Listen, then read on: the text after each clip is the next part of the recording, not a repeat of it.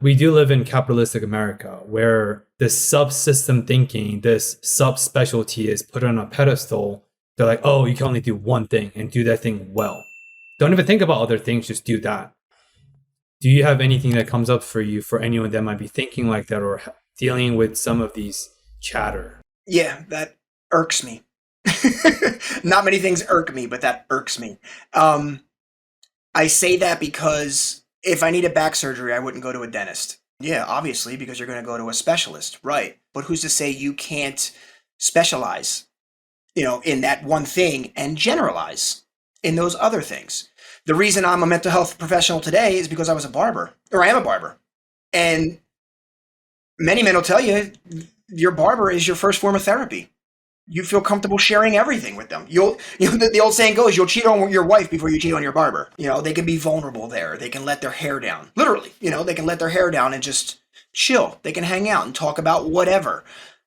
And that to me taught me how to be a good listener, how to listen to understand rather than listen to respond. I wasn't interested in the banter or the back and forth. I would hear other people, talking sports or whatever the case was, and just understanding. They sound so passionate. Why? And when it was my time to speak, I would do those things. And for myself, I'm very aware. I'm very receptive. I'm emotionally intelligent. So it was a natural transition for me to say, I want to help people. I want to help people, in these positions, in this area. DJing was always a hobby that I said, you know what? I'm going to make money off of a hobby. Since I was a child, an infant, music was always around me. So I was like, if there was one thing I love, hands down above anything else, it's music. So how can I benefit and how can I profit from this? I became a DJ. Acting, like I said, I always felt like I was on stage. I always felt like I could present. I always felt like I had the personality or the conviction to hold your attention. It's not that I wanted attention, is that I felt I could present it in that way. So when the time was right, I got into acting. This is a moment of vulnerability. I went to a seminar in San Diego. We won't drop names. I went to a seminar in San Diego, and I went vulnerably looking for answers, looking for help, looking for some kind of guidance. And I said the same thing. I said, I do all of these things, and people are enamored by the fact that I do all of these things, and how do I find all this time? But for myself, how do I hone all of it? How do I bring it all together? How do I channel everything, all of my joys, all of my passions, and how do I create this dynamic? And he told me the same thing. Maybe you should just focus on one thing. And I'm like, this man's very successful, however you define his success, rich, well off. But he wasn't listening, because I told you that I have all of these passions. Why would I eliminate or remove, some of them to focus on one when I feel confident in everything that I do? And if I need to grow and build on it, I take the time and I prioritize that. If I need to learn more continuing education with mental health, I do so. If I take acting classes, I do so. Barbering lessons and stuff like that, as styles change, I do so. So I walked away from that so deflated and so defeated. Searching for these answers is not going to help on the external level. I need to find this from within. And from that time in November, I said to myself, and without cursing, if it's not an F yes, it's a no. Everything that I enjoy doing, it's an F yes. I absolutely love helping people, being of service to people in the mental health realm. I love performing when it comes to acting and saying yes to the certain roles that I take. I love DJing when the energy in the crowd and all of that's, everything's, the essence is all there.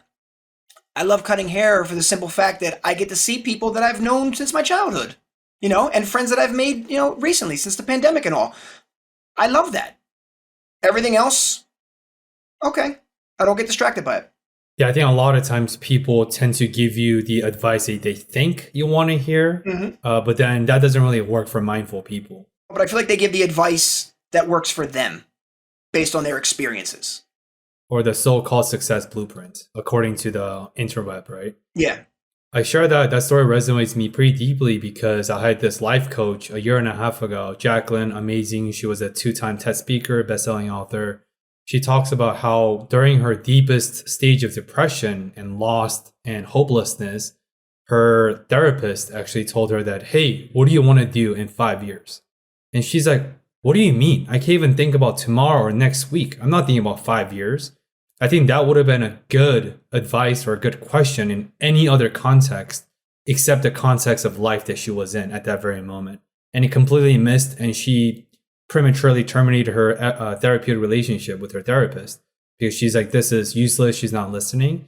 And that's what active listening is, right? You're not just listening, but you're truly internally foregoing of what you want to say, what you think the other person want to hear. Just let it go and just literally taking what they say at their face value. And that's a very difficult skill that I really picked up from doing podcasting for the past 3 years. And it has benefited me as a clinician in my career, as a boyfriend, to my girlfriends, to my friends. When I go to barber shops, they tell me things they've never told any people. And I'm just listening and I'm just responding to what they're saying. And they tell me all of these things. I was like, I guess I did choose the right career at the end of the day. Yeah. There's nothing I love more, especially in the barber chair, because men particularly, when they go, I've never told anybody this, but, and they lead with that. And it's just like the amount of trust that they have in me, or the amount of comfort that they feel talking to me, like that really bodes well. Like, I'm like, wow, like I appreciate the fact that, you're willing to share this, and again, as a professional, mental health professional, that's also taught me again, the active listening, not having to respond to everything that they say. Just listen, let them get it out, let them, have their moment, as they say. And if they're asking you for advice, sure. But also, are you asking the right questions? Do you mind if I, give you advice? Do you mind if I, help you with this? Rather than just say, hey, here's what you need to do. Here's what you should do. Because a lot of us will do that and, being reactionary. I find so much joy in that, because there's so many guys that I've met that are, they have the wall up, they're bottled up, and they're programmed to be a certain way. And over time, I've realized that, wow, these guys are just like anybody else, that they just, they want love and affection and to be understood, and, to know that they matter. Yeah, I think a lot of women may not understand this, but I do know that Marco shared the quote as a joke that men will cheat on their spouses before they cheat on their partners. Yes. Of course, it's a joke, but men do share a very special relationship with their barbers. Yeah. And even among men, if you're a barber cheater, so you get shunned upon by many, many people. And it's not just a haircut. It's the presentation. It's the energy exchange. It's it's all that chemistry that's very inarticulatable. It's funny, and I laugh at that, because during the pandemic, obviously everything was shut down, and even for myself, acting and DJing was shut down, but also barbershops were shut down. So on my Facebook, I was like, well, I understand barbershops are shut down, but my house is open, and it's only 8 steps from the door to my chair. And, I took all the precautions with sanitizing and everything like that. And just being like silly, just putting it out there, I gained so many more clients. People came in for haircuts, and this is why I say it. Hey, do you know such and such, do you know how they cut? You're not going to tell them that I came, did you? No.